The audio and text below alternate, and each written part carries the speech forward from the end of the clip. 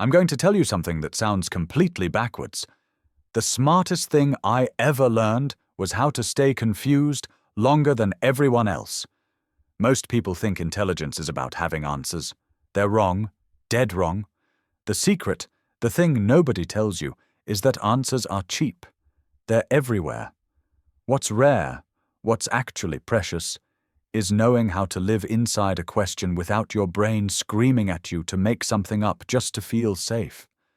I spent my whole life watching brilliant people fool themselves because they couldn't stand not knowing something for 5 more minutes. They'd grab the first explanation that sounded good and call it done. Meanwhile, I'd sit there feeling stupid, turning the problem over like a strange rock, and that's when the real stuff would happen. Now, I know what you're thinking. You're thinking, Dick, that's easy for you to say. You won a Nobel Prize. You're a genius. Of course you can afford to sit around being confused.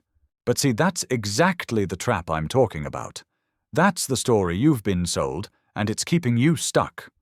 Because here's the truth, and I mean this with everything I've got. I'm not smarter than you. I'm really, truly not. What I learned to do, what changed everything for me, was to develop a completely different relationship with the feeling of not knowing. And that's what we're going to talk about today. You've been taught that understanding means accumulating knowledge, that being smart means having answers ready. That confusion is a sign you're failing or falling behind. This is why you feel stuck. This is why you read all these books and take all these courses and watch all these videos, and you still don't feel like you really understand things. You're trying to think like a filing cabinet when you should be thinking like a scientist playing with fire. You're trying to collect answers when you should be collecting better questions. Let me tell you what's really happening. Society has sold you this myth that intelligence is about certainty, about speed, about appearing competent in front of other people. You've learned to fear looking foolish. You avoid questions you can't answer. You trust credentials over your own curiosity. You defer to experts even when what they're saying doesn't make sense to you. And you know what? This is precisely backwards. This is exactly the opposite of how real thinking works. Real thinking, the kind that leads to genuine understanding and actual breakthroughs, requires you to unlearn almost everything you've been taught about how to learn. It requires developing a completely different relationship with confusion, with doubt, with not knowing. The people who changed the world, the people who actually figured things out, they didn't know more than everyone else. They were willing to not know differently. They were comfortable living in uncertainty, while everyone else was desperate to feel certain about something, anything, even if that certainty was completely false. Now, I'm not here to give you a productivity system. I'm not going to teach you memory techniques or speed reading or how to take better notes. What I'm going to show you is how to dismantle the psychological barriers that make you reach for fake understanding instead of sitting with real confusion.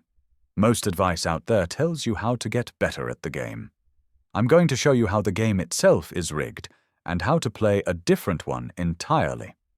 A game where feeling lost is actually progress, where admitting ignorance is a form of strength, where you learn to trust your own confusion more than anyone else's certainty. By the time we're done here, you're going to have a completely different relationship with your own mind. You'll stop feeling inadequate when you don't understand something immediately. You'll develop what I call productive confusion, the ability to sit with not knowing until real insight emerges, not just comfortable lies that make you feel better for a few minutes. You'll learn to detect nonsense, including your own, with ruthless accuracy. And you'll finally understand why some people seem to think clearly while everyone else is drowning in noise. So let me take you back to a moment that changed everything for me. Not because I learned something new, but because I realized something I'd been taught was completely wrong. I was at Princeton. Young guy, maybe mid-20s. Still had this chip on my shoulder about coming from MIT, about not being from one of these fancy East Coast families. You know? And I walk into this seminar. Big deal seminar. There's this professor, famous guy, really well respected in the field. Everyone's there to hear him talk. The room is full of graduate students, other professors, people taking notes like every word is gold. He walks up to the blackboard and writes this equation. Beautiful equation, really elegant looking. Lots of Greek letters, subscripts, the whole thing. And everyone in the room sort of nods appreciatively. You can see them leaning back in their chairs with this look on their faces like, "Ah, yes, of course, naturally, this makes perfect sense." And I'm sitting there looking at this equation, and I don't understand what one of the symbols means. Now, here's where it gets interesting. My first instinct, the thing I'd been trained to do, was to stay quiet. Don't look stupid. Everyone else seems to get it. You must be missing something. Just nod along and figure it out later. But I'd made this promise to myself a few years earlier that I wasn't going to do that anymore. That if I didn't understand something, I was going to ask, even if it made me look like an idiot. Especially if it made me look like an idiot, because that's usually when the question is most important. So I raise my hand. The professor stops. He looks a little annoyed already. I say, "Excuse me, what does that symbol mean? The one with the subscript and the little hat on top." And he explains it. He gives me the formal definition, very precise, very mathematical. And I say, "Okay, but what does it mean? Like, can you show me what it's actually referring to in the real world? What is it doing in this equation?" Now he's definitely annoyed. You can see it on his face. He's thinking, "Who is this kid questioning me in front of everyone?" He explains it again, a little more slowly this time, like I'm not quite keeping up. Uses slightly different words, but it's basically the same explanation. And I say, "No, I understand the definition, but I'm asking what it means. What's the physical intuition behind it? If you had to explain this to someone who didn't know the formalism, how would you describe what this term is capturing?" The room goes quiet. People are looking at me like I just insulted his mother. The professor's face gets a little red. He thinks for a moment. Then he says, "Well, we use this notation because it's conventional in the field. It's standard." And I say, "Okay, but why? What made it standard? What is it useful for? Can you give me an example of how you'd use this to understand something specific?" And here's what happened. He couldn't do it. This famous professor, standing in front of a room full of people who respected him, couldn't explain what his own equation meant. He could manipulate the symbols. He could follow the formalism. He could do all the mathematical operations correctly. But when I asked him to explain the actual physical meaning, the real-world intuition behind what he'd written, he had nothing. He'd memorized a formalism. He'd learned the rules for pushing symbols around. But he didn't actually understand what any of it meant. The room was horrified at my rudeness. I could feel people glaring at me. After the seminar, a couple of graduate students came up to me and basically told me I'd been out of line, that you don't question people like that it was disrespectful. And I remember thinking, wait, what's disrespectful? Asking someone to explain what they mean? Or pretending to understand something when you don't? But here's what nobody else in that room noticed, and this is the key thing I want you to understand. That professor didn't understand his own equation. He wasn't faking it on purpose. He genuinely believed he understood because he could manipulate the mathematics. But understanding the mathematics and understanding what the mathematics means are two completely different things, and almost everyone confuses them. That day I realized that most people are playing a different game than they think they're playing. They think they're trying to understand things, but actually they're trying to sound smart. They're trying to demonstrate competence. They're trying to fit in with other people who also sound smart. And these are completely opposite goals from actually understanding something. You cannot do both at the same time. You have to pick. If you're trying to sound smart, you're going to grab onto explanations that sound impressive. You're going to use jargon. You're going to defer to authority. You're going to nod along when everyone else nods. You're going to avoid asking questions that might make you look stupid. And all of this, every single bit of it, is going to prevent you from actually understanding anything. But if you're trying to understand, really understand, you have to be willing to look like the dumbest person in the room. You have to be willing to ask the obvious questions. You have to be willing to say, "I don't follow, can you explain that again?" You have to be willing to admit when something doesn't make sense to you, even when everyone else is acting like it's perfectly clear. Especially when everyone else is acting like it's perfectly clear, because that's usually a sign that they're all faking it together. Now, let me tell you another story. This one goes back further, to when I was a teenager in Far Rockaway. I had this little business fixing radios. People would bring me their broken radios and I'd fix them. And I got pretty good at it. I learned all the standard techniques, all the common problems, how to diagnose issues, replace tubes, all of that. But there was this one radio that just about drove me crazy. Guy brings it in, says it's making this awful noise, cuts in and out, just not working right. So I open it up and I do the standard checks. I test the tubes, check the connections, look for any obvious problems. Find a couple of weak tubes, replace them. Put it back together. Give it back to the guy. 2 days later, he's back. Same problem, maybe even worse now. So I take it apart again. This time I'm more thorough. I check everything twice. Find another issue. Fix it. Give it back. 3 days later, he's back again. Different problem this time, but still clearly something wrong with the radio. And this keeps happening. Every time I fix it using the proper technique, the way I'd been taught, the way that worked for every other radio, this thing would break in some new way. After the 4th time, I'm sitting there looking at this radio on my workbench, and I'm frustrated. I'm thinking, what am I missing? What's wrong with me that I can't fix this? And then something shifted in my head. I realized I was asking the wrong question. The question wasn't what's wrong with me.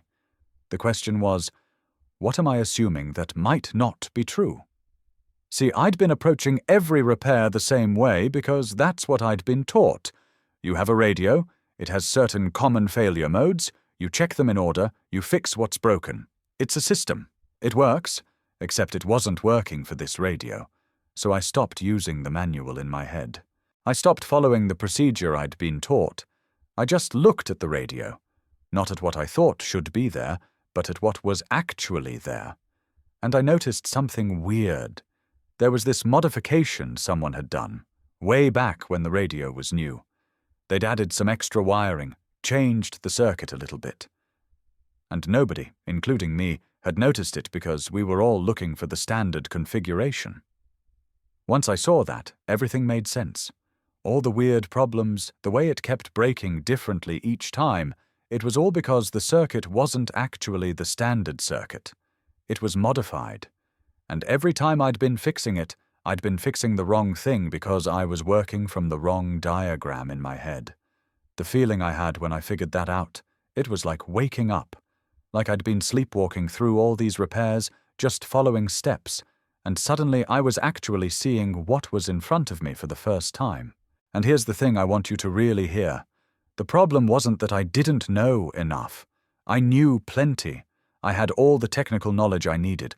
The problem was that my knowledge was getting in the way of seeing. I was so sure I knew how radios worked that I couldn't see this particular radio for what it actually was. My assumptions, my training, my confidence in my own expertise, all of it was blinding me. Your mind is like that radio. Everyone keeps handing you the standard manual. This is how thinking works. This is how learning works. This is how smart people operate. And you keep trying to fix yourself according to someone else's diagram. But what if your wiring is different? What if the manual is for a different model? What if the problem isn't that you can't follow instructions, it's that you're following the wrong instructions for who you actually are and how you actually think? Most of the time when people feel stupid, when they feel like they're not getting it, when they feel like everyone else understands and they don't, the problem isn't with them. The problem is with the explanation. The problem is with the assumptions everyone is making about what you already know, about how you should think, about what should make sense to you. And because you've been taught to trust the explanation more than your own experience, you assume the problem must be you. But what if it's not? What if your confusion is actually a sign that you're seeing something everyone else is missing? What if the feeling of this doesn't make sense? is actually your brain doing exactly what it should be doing, which is rejecting an explanation that doesn't actually explain anything. Now, you might be wondering, okay, Dick, great stories, but how do I actually do this? How do I think differently when my whole brain has been wired to think the old way? How do I develop this relationship with confusion when everything in me wants to run away from it? Well, here's where it gets interesting, because the answer is simpler than you think and way harder than you want it to be. I'm going to break this down into what I call the first principles of actual thinking. Not the fake kind they teach you in school, the real kind that happens when you're alone with a problem and nobody's watching. The kind of thinking that actually leads somewhere instead of just making you feel busy. First principle: cultivate productive confusion. Now, what do I mean by that? Most people run from confusion like it's fire. The second they feel that sensation of, I don't understand this, panic sets in. They feel stupid. They feel inadequate. They feel like they're falling behind. And what do?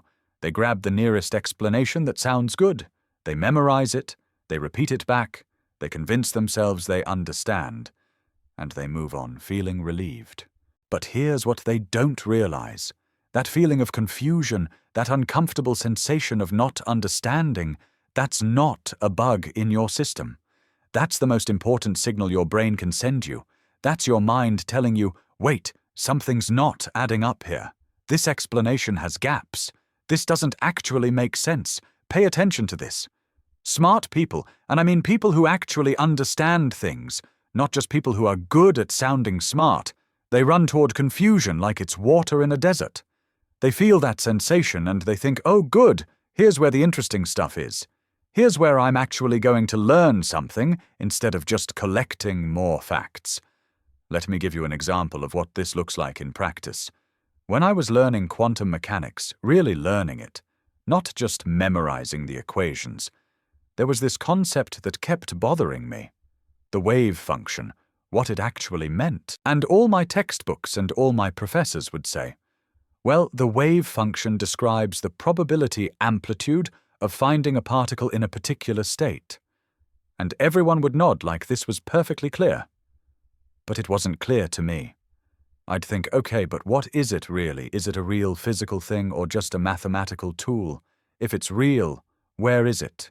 If it's just math, how does it cause real physical effects? And the more I asked these questions, the more people would tell me I was overthinking it.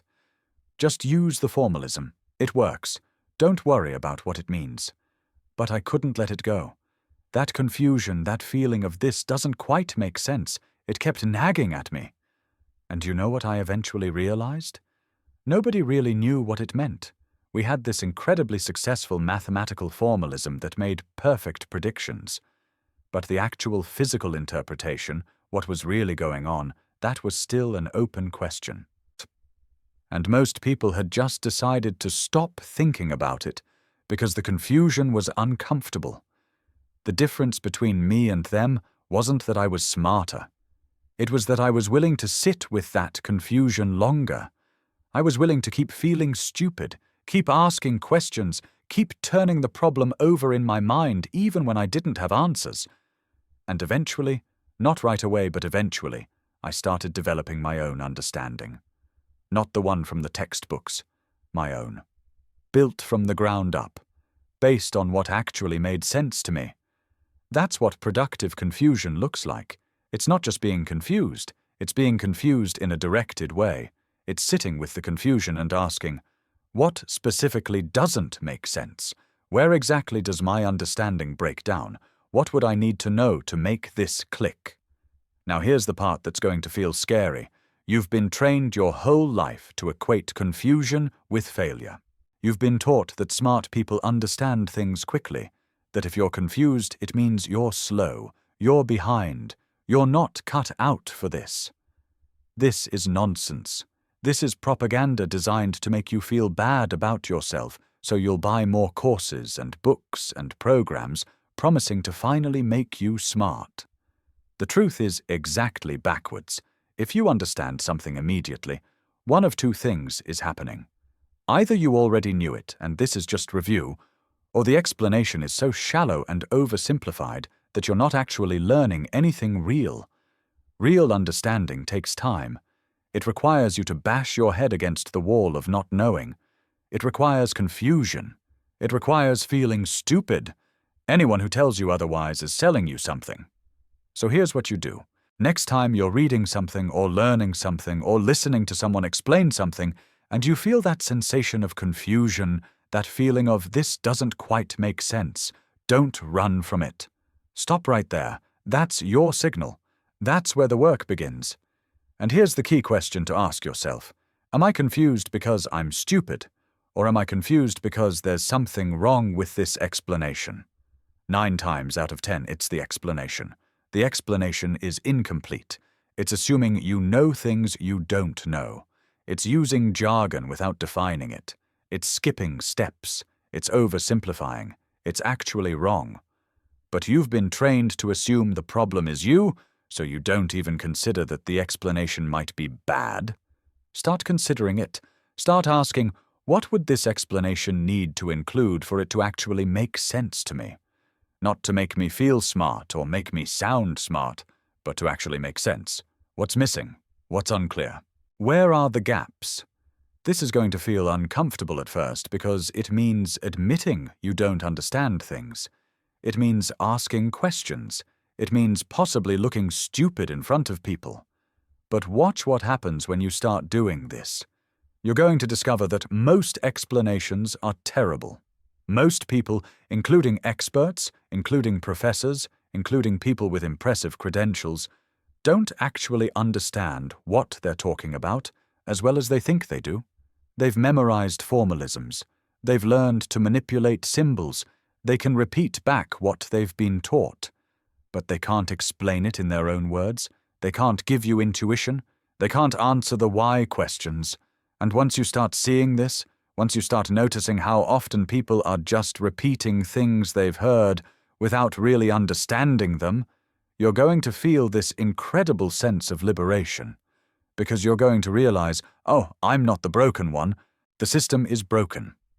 The way we teach, the way we learn, the way we talk about understanding, it's all built on this foundation of fake comprehension. And I can just opt out of that game entirely. Second principle, and this one's crucial, trust what you can show yourself.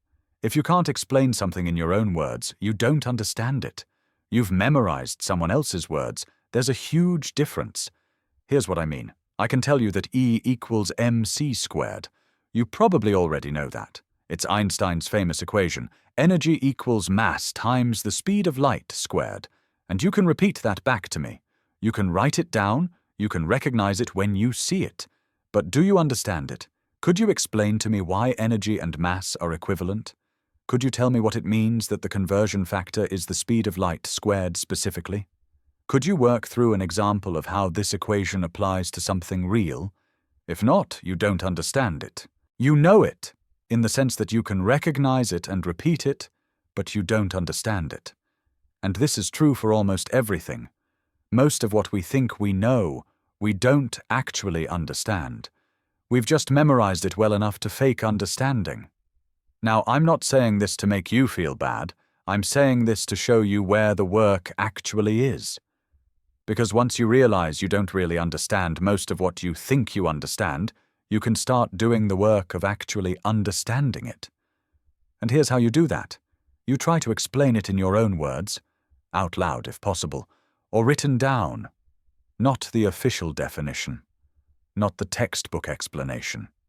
Your explanation. Using examples that make sense to you, using analogies that work for your brain, using whatever language and concepts you need to make it click. And here's what you're going to discover. You can't do it. Or you can do it partially, but then you hit a wall. You realize you're using words you don't really understand. You're making claims you can't actually justify. You're skating over details you can't actually explain. And that, right there, that's where your understanding breaks down. That's where you've been faking it without realizing it. But now you know. Now you know exactly what you don't understand. Not in this vague, general sense of feeling stupid, but specifically. These three concepts right here, I can't actually explain them. This connection between these two ideas, I don't actually see how they relate. This step in the derivation, I don't know why it works. Now you have something concrete to work on. This is completely different from the way most people learn. Most people learn by accumulation. They read more books, take more notes, memorize more facts, and they think that if they just accumulate enough, eventually it'll all click. But it doesn't work that way. Understanding isn't about quantity, it's about quality. It's about actually making sense of things at a deep level, not just collecting more surface-level facts. Let me tell you about the credential trap, because this is related and it's important. We live in a world that's obsessed with credentials. Degrees, certificates, titles, awards. We use these as shorthand for understanding. If someone has a PhD, we assume they understand their field.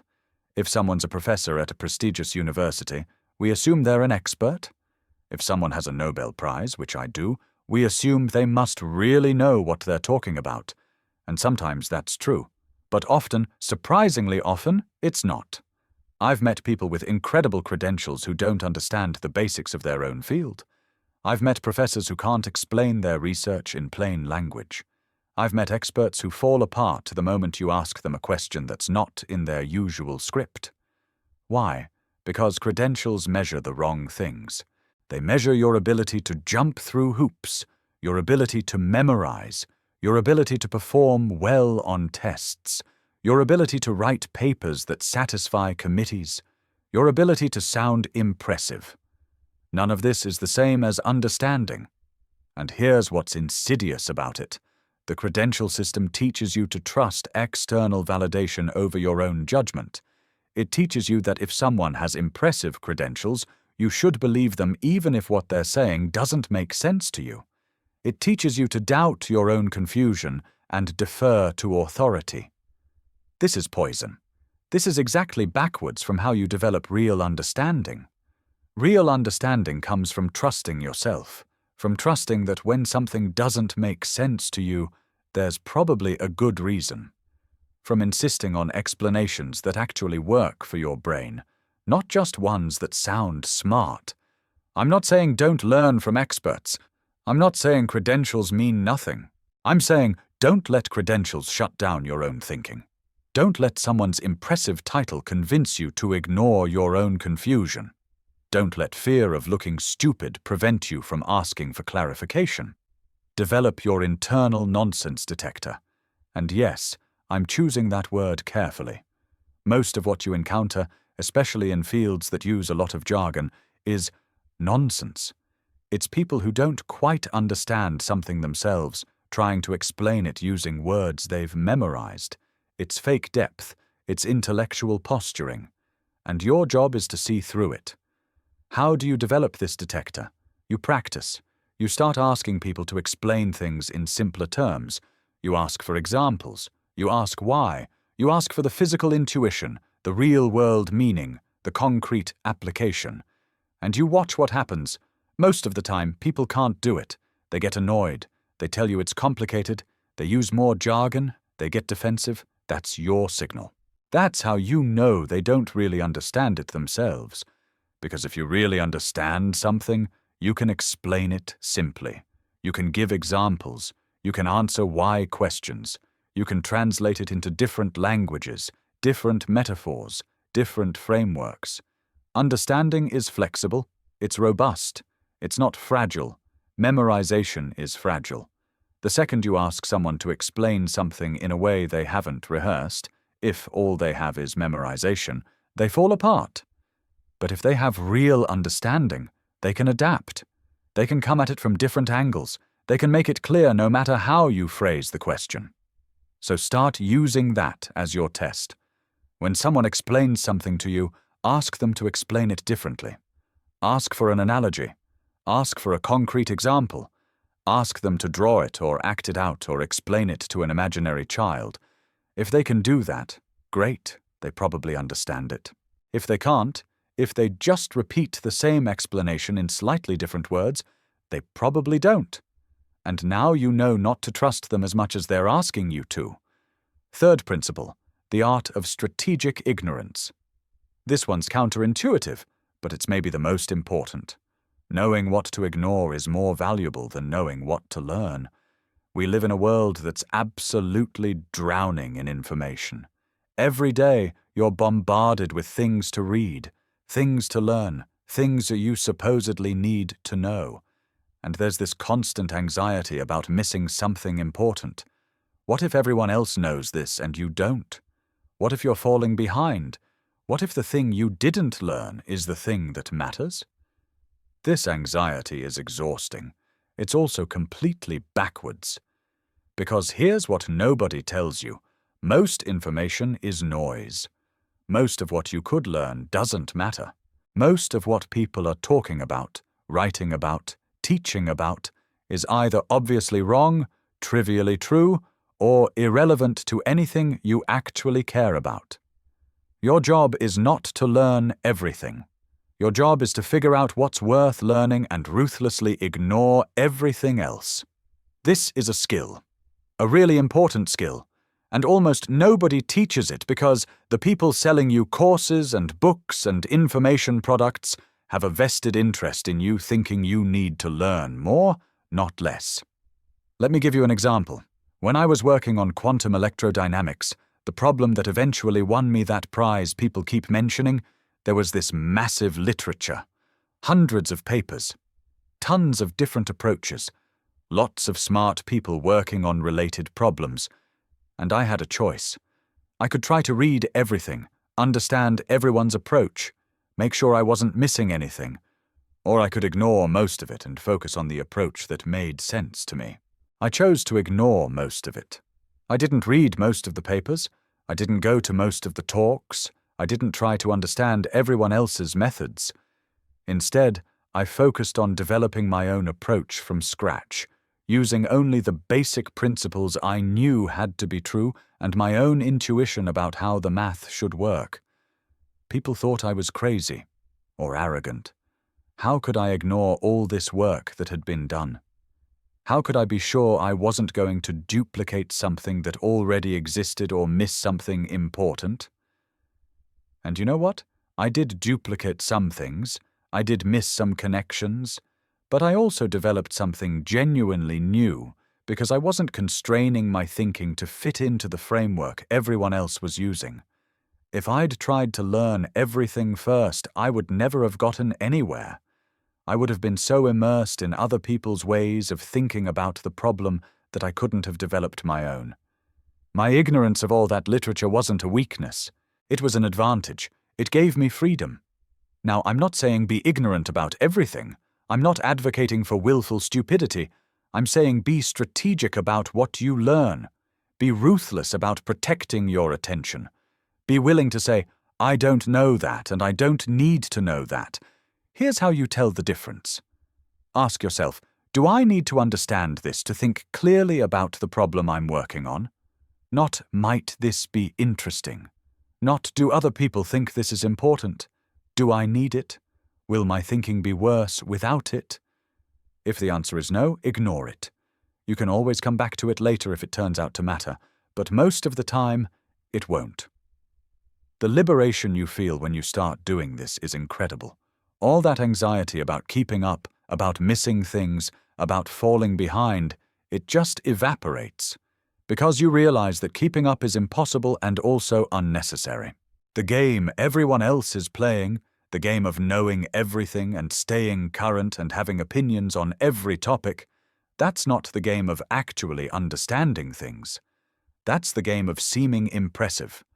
And you don't need to play it. Let me tell you something else about ignorance.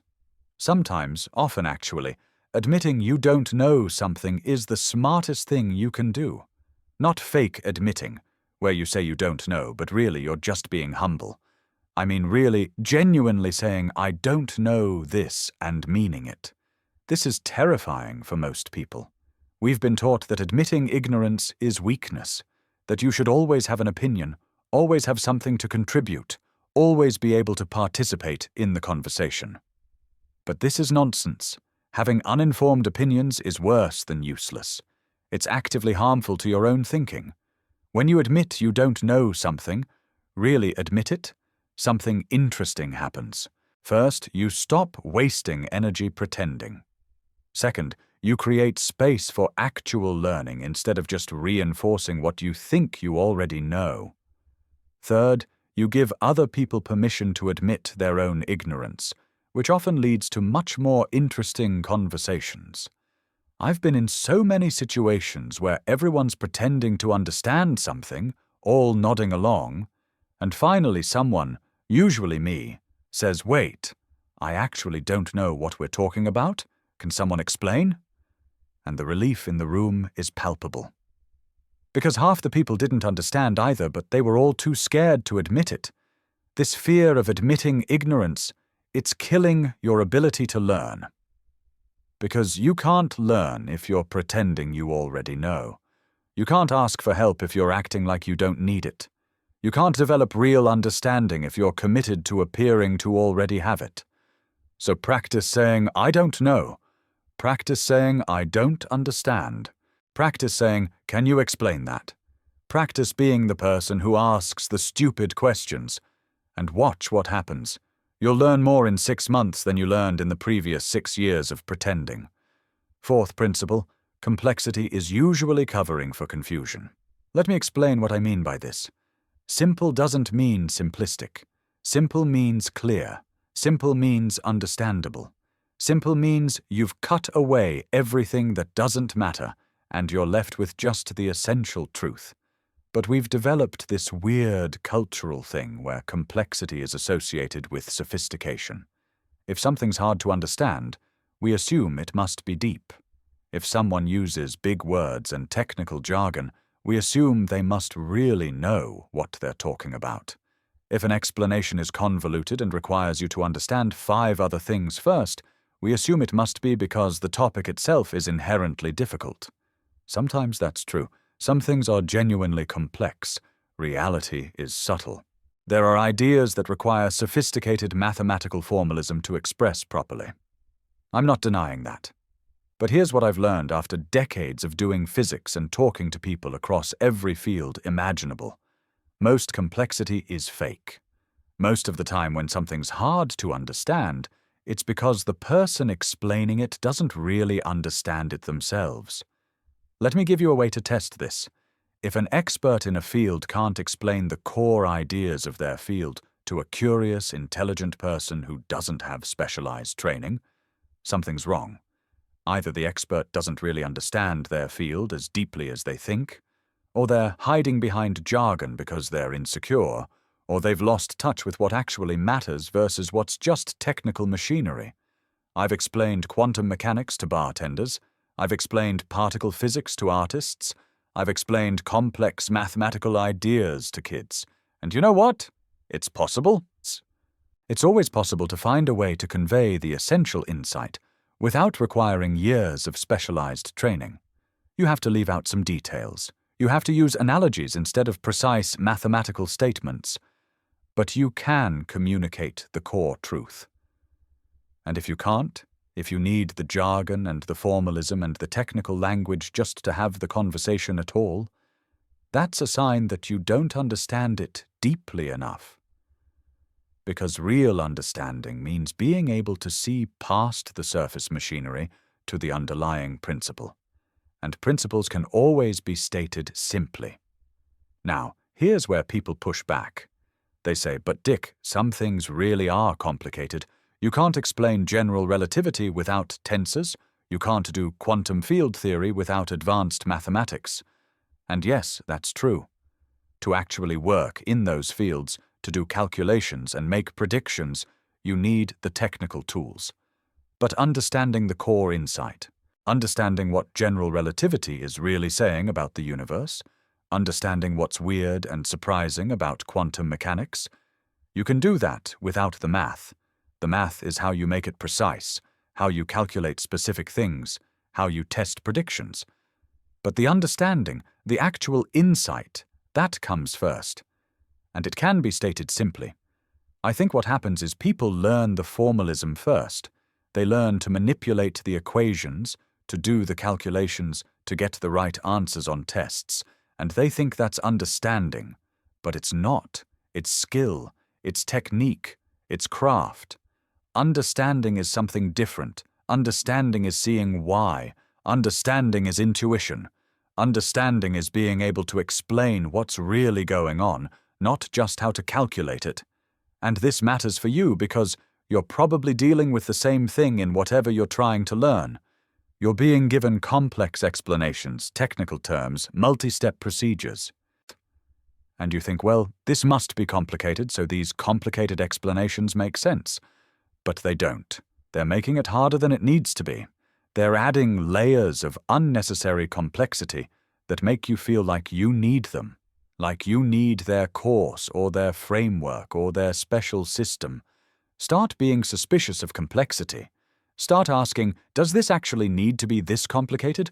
Or is this person making it complicated to sound smart? Or sell me something? Start demanding simpler explanations. Start asking people to cut through the jargon and just tell you what's really going on. And here's the beautiful part. When you start doing this, you're going to discover that you understand more than you thought. All those times you felt stupid because you didn't follow the complex explanation, it wasn't because you weren't smart enough. It was because the explanation was bad. And once you start insisting on good explanations, explanations that actually make sense, your learning is going to accelerate dramatically. Let me talk about asking why like a 5-year-old, because this is related and it's powerful.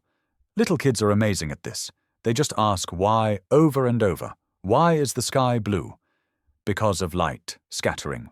Why does light scatter? Because of the molecules in the atmosphere. Why do molecules scatter light? And they keep going until they get to something that actually satisfies their curiosity or until the adult gives up. We lose this as we get older.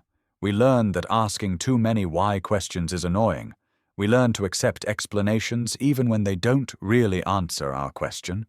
We learn to stop when we hit jargon or complexity, assuming that if we just knew more, it would make sense. But what if you didn't stop? What if you kept asking why, kept pushing for deeper explanation, kept refusing to accept jargon or hand-waving or just because? What if you insisted on understanding not just how something works, but why it works that way and not some other way? This is incredibly powerful, because most explanations, if you push on them hard enough, fall apart. People are explaining the what, the how, the procedure, the formula, but they don't actually know the why. And once you start asking why questions, you expose that. You find the limits of their understanding, and more importantly, you find the limits of your own understanding. Every time you catch yourself repeating something you've heard without really knowing why it's true, that's an opportunity. That's a place where you can deepen your understanding. Ask yourself why. Keep asking until you either get to something you truly understand from first principles or until you realize you don't actually know. Either way, you win. Either you strengthen your understanding or you identify a gap you can work on. The most profound truths are usually simple once you actually understand them. The complexity was scaffolding. It was the structure you needed to build your understanding. It was helpful or maybe necessary along the way. But once you really get it, once it clicks, you can often state the core insight very simply. And that simplicity, that clarity, that's how you know you've actually understood something rather than just memorized it. All right, so you've heard all this theory. You're probably thinking, this all sounds great, Dick, but I live in the real world. I have a job. I have responsibilities. I have people who expect me to have answers and act confident. I can't just go around admitting I'm confused and asking people to explain things 5 different ways. How do I actually apply this without my life falling apart? Let me show you. These aren't meant to be overwhelming. I'm going to give you 3 practices. Pick one, just one. Try it for a week. See what happens. Real change doesn't come from trying to transform everything at once. It comes from doing one thing differently until it becomes natural, until it's just how you are now. First practice, the explanation test. Starting tomorrow, when someone explains something to you, or when you read something, or when you watch a video like this one, stop and ask yourself, can I explain this back in my own words? Not can I repeat what they said. Can I explain it in my own words, using my own examples, in a way that would make sense to someone who doesn't know anything about this topic? Try it. Right now. Pause for a second and think about something I've said in the last few minutes. Can you explain it back to yourself? Can you give an example from your own life where this applies? Can you connect it to something else you already understand? If you can, great, you're actually understanding, not just passively receiving. If you can't, that's fine too. That's valuable information. Now you know you don't really understand it yet. And that's the starting point. That's where the actual learning begins. Do this with everything. Every conversation at work, every article you read, every concept someone tries to teach you. Stop and try to explain it back to yourself, and notice where you get stuck. Notice where you're using words you don't really understand. Notice where you're making claims you can't actually justify. Notice where you realize you're just repeating something you heard without actually knowing if it's true. Those moments of noticing, they're gold, because that's where you stop faking it. That's where you become honest about what you know and what you don't. And once you're honest, you can start doing something about it. Don't fake it. Don't tell yourself you understand when you don't. Don't move on just because you're embarrassed or impatient. Actually sit with not knowing. Stay in that uncomfortable space where you've realized you don't understand something and you're not sure how to get to understanding. That space is where all the growth happens. Try explaining it out loud to yourself, or write it down like you're teaching it to a friend. Use whatever method works for you, but actually do it. Don't just think about doing it. Don't just tell yourself you could do it if you wanted to. Actually pause, right there in the moment, and try to explain it. What you're going to find is that this is hard. Really hard. You're going to realize you don't understand most things as well as you thought. You're going to feel frustrated. You're going to feel stupid. Good. That means it's working. That means you're finally seeing clearly instead of through the fog of fake understanding. And here's what happens over time. As you practice this, as you develop this habit of checking your own understanding, you're going to get better at learning in real time. You're going to catch yourself earlier when you don't really understand something. You're going to ask better questions. You're going to seek out better explanations. You're going to stop wasting time on surface-level learning that doesn't stick. Second practice, the question habit. Once a day, ask one quote-unquote stupid question in a meeting at work, in a conversation with friends, while reading a book or watching a video. Ask something that feels obvious, something that makes you feel like you should already know this, something that might make you look dumb. What does that word actually mean? Can you give me an example? I don't follow. Can you explain it differently? Wait, why does it work that way? I'm not sure I understand the connection between these two ideas. Can you walk me through it? These questions feel dangerous because we've been taught they make us look stupid. But watch what happens when you start asking them. Often, the person you're asking can't answer. They stumble. They repeat themselves. They get vague. They admit they're not sure. And this tells you something crucial. They didn't really understand either. They were just better at hiding it. Sometimes they can answer, and when they do, you learn something real. You fill in a gap you didn't even know you had. You get clarity on something that was fuzzy before. Either way, you win. But here's the deeper benefit. As you practice asking these questions, you're going to start noticing how often everyone is faking it. How often people use words they don't really understand. How often explanations that sound good don't actually explain anything. How often the emperor has no clothes and everyone's just pretending not to notice. This is going to change how you think about everything. You're going to stop being intimidated by people who sound smart. You're going to start trusting your own confusion more. You're going to realize that most of the time, when something doesn't make sense to you, it's because it doesn't make sense, period. The problem isn't you. Notice how uncomfortable this feels. That discomfort is important. That's your growth edge. That's the boundary between who you are now and who you're becoming.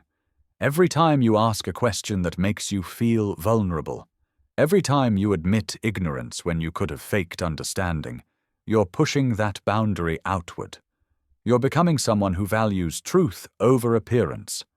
And that's everything. Start small if you need to. Ask the stupid question in a low-stakes situation first.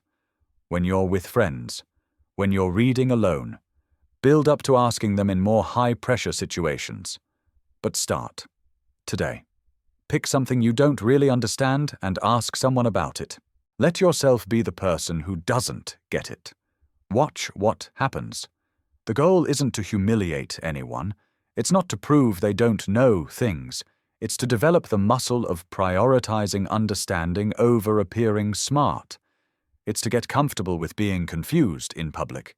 It's to stop letting fear of looking stupid prevent you from actually learning things. Third practice. The simplification challenge. Take something you think you understand. Anything. Your job. A hobby. A political belief. A scientific concept.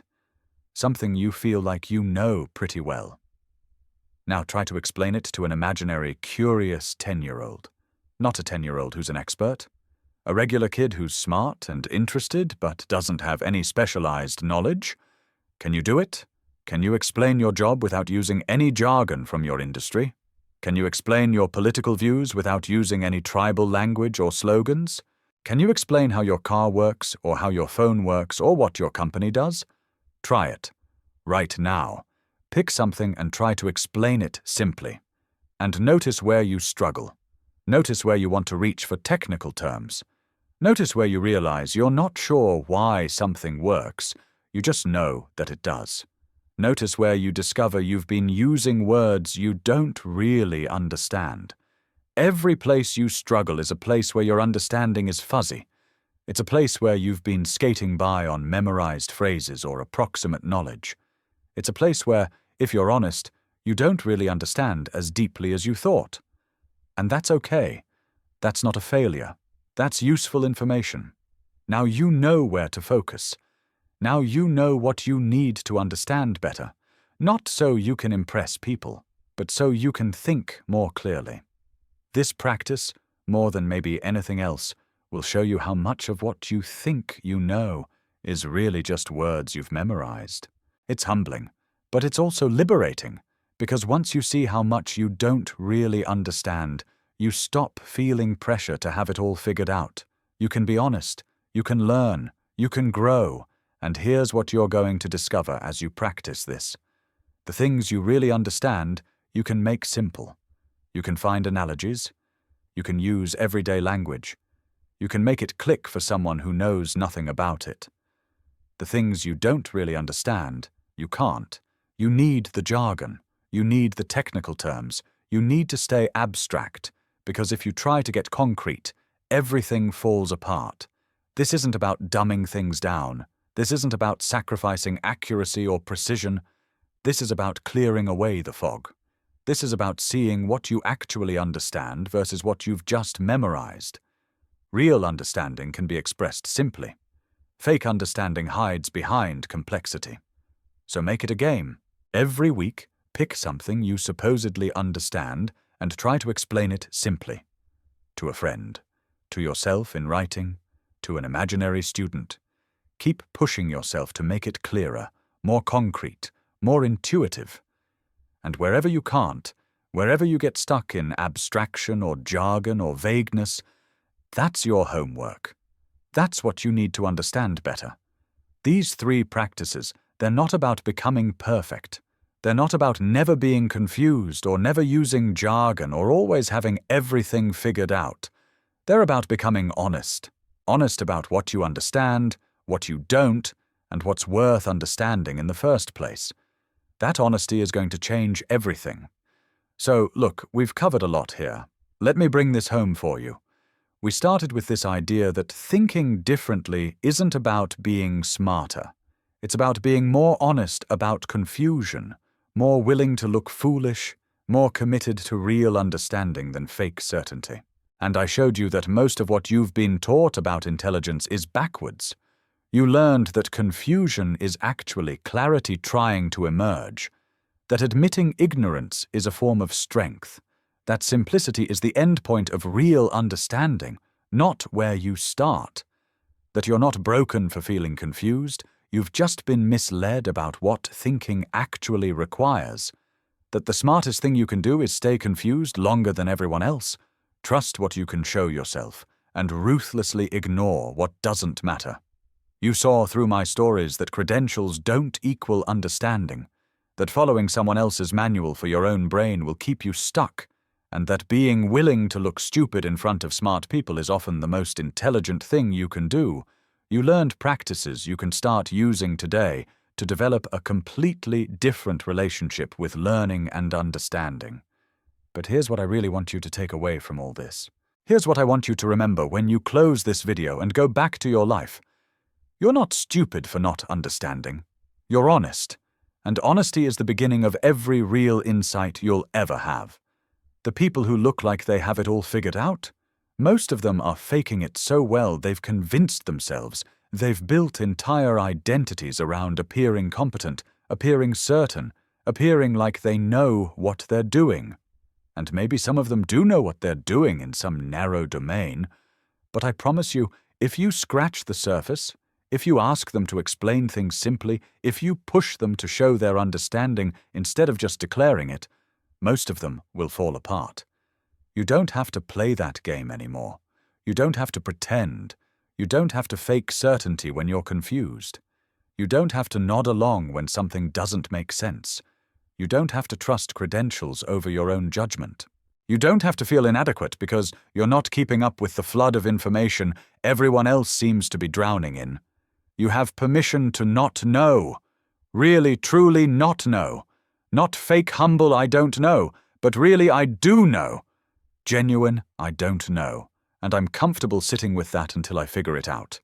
You have permission to ask questions that make people uncomfortable, questions that expose the limits of their understanding, questions that make you look stupid but actually show you're thinking more clearly than everyone else. You have permission to ignore most of what everyone says you should learn, should read, should care about. You have permission to focus on what actually matters to you and let everything else go. You have permission to trust your confusion more than anyone else's certainty. That's not arrogance. That's not anti-intellectualism. That's not being closed-minded. That's how you start thinking clearly in a world that's designed to keep you confused and consuming and feeling inadequate.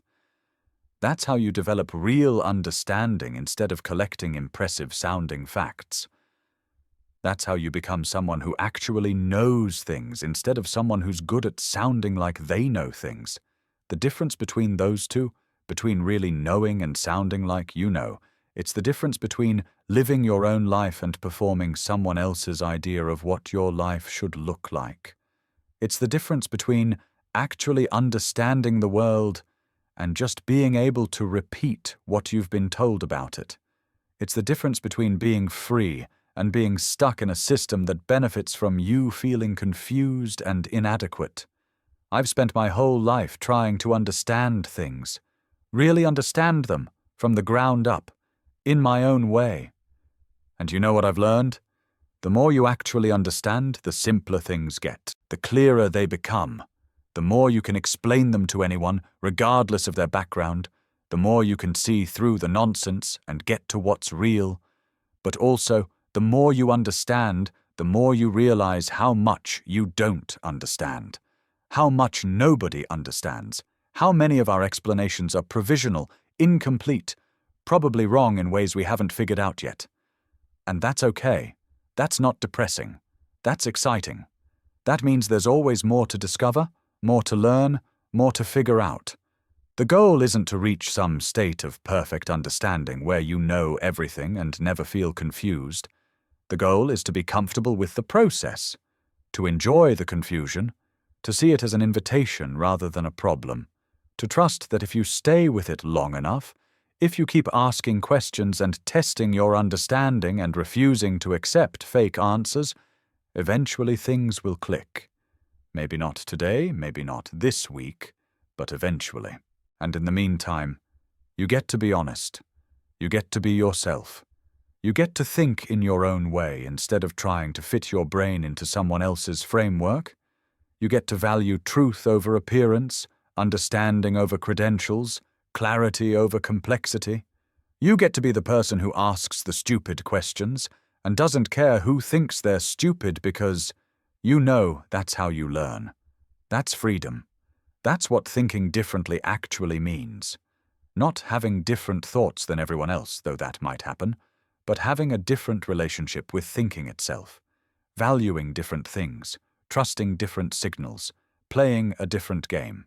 So if this resonated with you, if you felt something shift while we were talking, I want to hear about it.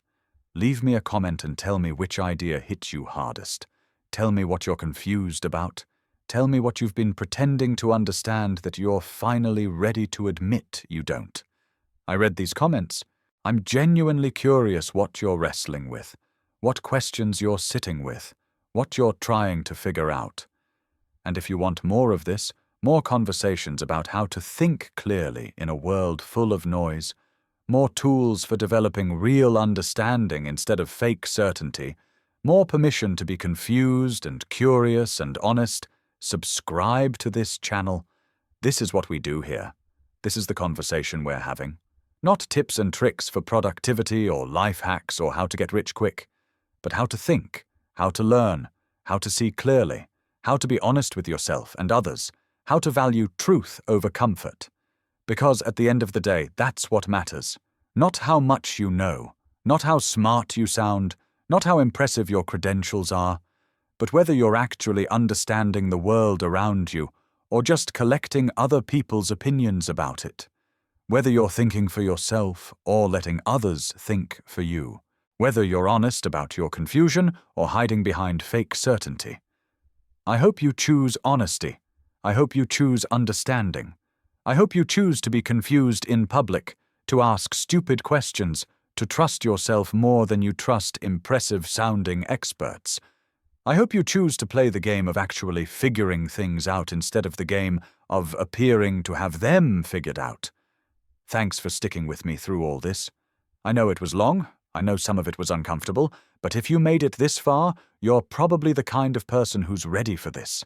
Ready to think differently. Ready to let go of the fake stuff and get to what's real. Ready to be honest about what you know and what you don't. Now go. Go be confused about something important. Go ask a stupid question. Go try to explain something simply and discover you don't understand it as well as you thought. Go be honest. Go be curious. Go be yourself. That's how you think differently. That's how you understand. That's how you live.